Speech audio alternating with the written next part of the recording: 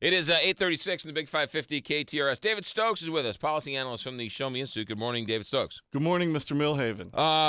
Last week we were talking about the scandal. It was a scandal with this police lab. You reminded me that you worked in the county for 6 years and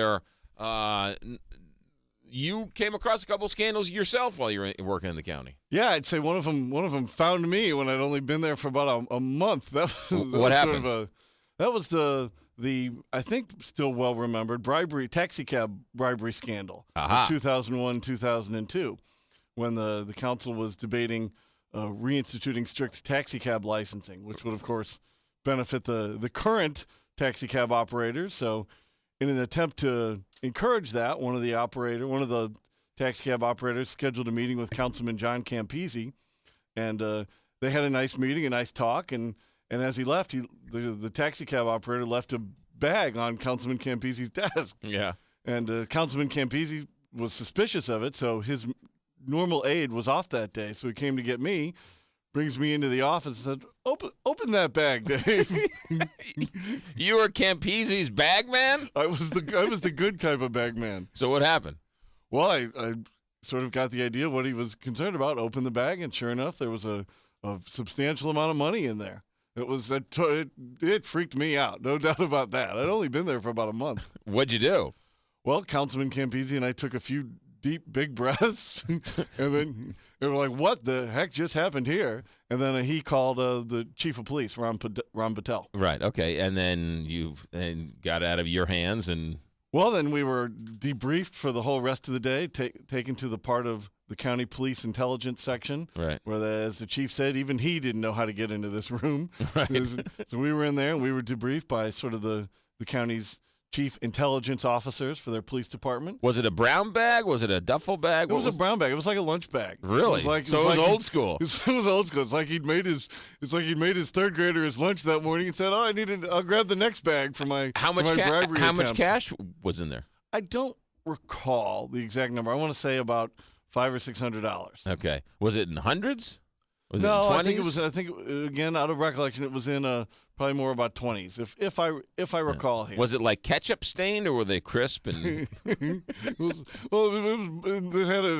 had a smell of fettuccine around it, and designed to appeal to Councilman Campisi. Were you part of the Campisi crew that stole the water from that guy? Were you part of that crew too? I was not. All right, you were not there that day. I was not there. I sunburn easily, so I tend to avoid pools. But what's interesting about this is, so your point is, though, that these scandals happen from time to time. Right, and it remains to be seen whether this is a controversy that needs to be investigated, or which it is, right, or if it's really going to be a... Well, it clearly needs to be investigated, because you have the county councilor saying there's nothing wrong, and then the guy, one of the partners who got the bid, is saying to the local newspaper, we shouldn't have gotten the bid. so when the council's like, no, everything's fine, and the guy who got the bid said, yeah, we shouldn't have gotten it, that needs to be investigated. Yeah, whatever meeting they arranged to get their story straight, didn't work out very well. Yeah, and then you have Tamburiti saying he called a police member to talk about personal issues, not about, we were friends. So you got to question that. The board, John Saraceno, saying he wanted him to resign for the family. So who knows what's going on with all that? Well, right, and I think by all accounts it's being investigated, and it should be. I think it remains to be seen whether it's going to be a major scandal like we saw in 2001 when Councilman Bob Young, who had arranged the meeting with Councilman Campisi and the taxi cab operator, if your listeners recall, he later went to jail because Councilman Campisi wore the wire and got Councilman Young and the taxi cab operator admitting that the bribery had been ongoing to Councilman Young's office. And in the attempt to get Councilman Campisi to be the fourth vote, they, for whatever reason, because they didn't know each other very well, right, nobody could ever figure out why he thought John would take a bribe. It hardly ever spoken in their lives. So So he then had to resign and went to jail. It was quite the story around 2002 when that broke. Well, the cops don't have to be very smart. They just have to be smarter than the criminals. Right. All right. So we'll sit and wait and watch and see what happens there. What you wanted me to ask you about Gary, Indiana. What is Gary, Indiana doing that St. Louis should do? Gary, Indiana is a city smaller than St. Louis, but has undergone a lot of the standard Rust Belt problems that many cities in the Midwest and the sort of the North have had. And what they're doing with their city-owned property is they're on the market, and they're going to start a program of selling it for $1. And they're just running a test case right now, sort of a pilot program, and that's fine. And they're just basically looking. We own all this city property, which is costing Gary, Indiana money to maintain, and it's off the tax rolls, the city-owned, and we're just going to basically give it to people for $1. And the St. Louis Land Reutilization Authority, which the Show Me Institute and Audrey Spalding has done a great deal of work on, our former staffer. I mean, they need to do basically the same thing. They need to start making it a priority to get the property into private hands. I thought they were already doing this. Well, they're doing it. It's not that they don't ever sell, right? But they need to increase the percent of the property that they take. And you can find the data at showmeinstitute.org. And they should be willing to sell certain properties for $1. I mean, they should take it. Whatever the cost is, whether they get $1 or $1,000 doesn't matter. They need to get it off of the city rolls and onto the tax rolls. I would be in favor of that with a couple of stipulations, and that is some strings attached to the property being sold.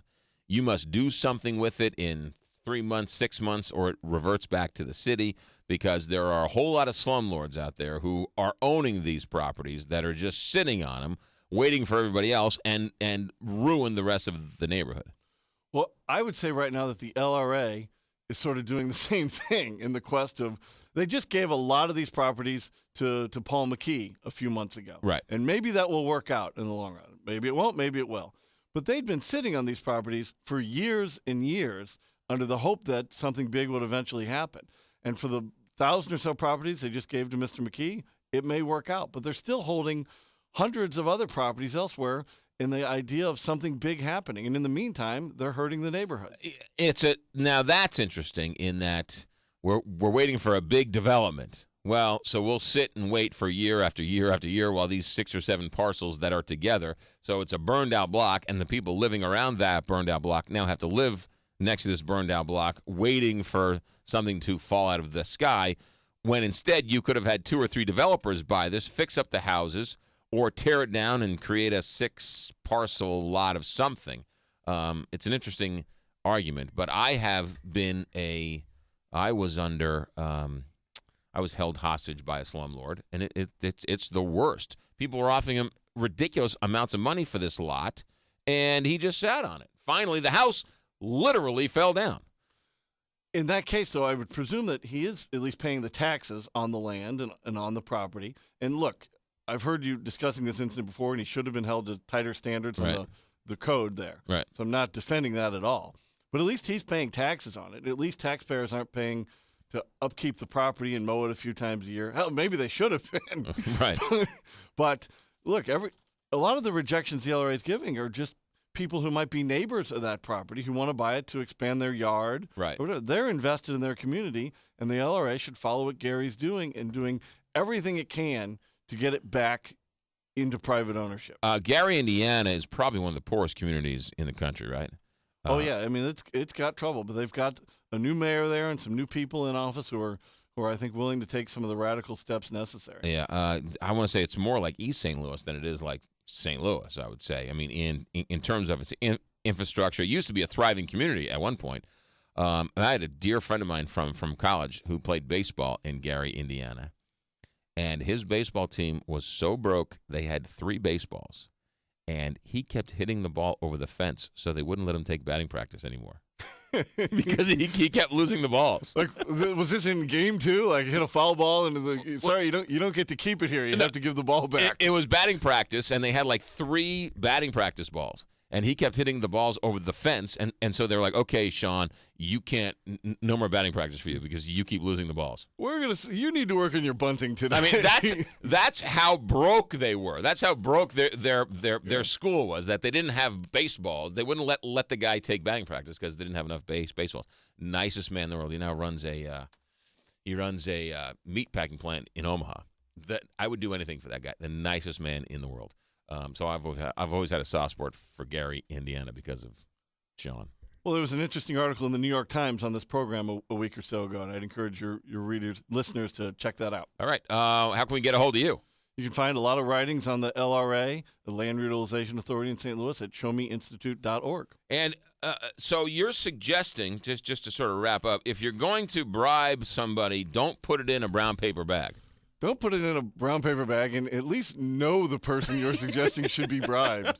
So you'd have some sort of an idea that he might accept the bribe instead of going straight to the police. And if you're going to bribe somebody, $500, I wouldn't sell my soul for $500. I mean, 10 or 20,000, I'm selling my soul, but for $500, I'm not doing it. Well, I think it was just the initial down payment of a hope for a longer relationship. Certainly understandable. David Stokes, ladies and gentlemen, from the Show Me Institute. Always a pleasure, David. Thanks, McGraw. 847, Big 550.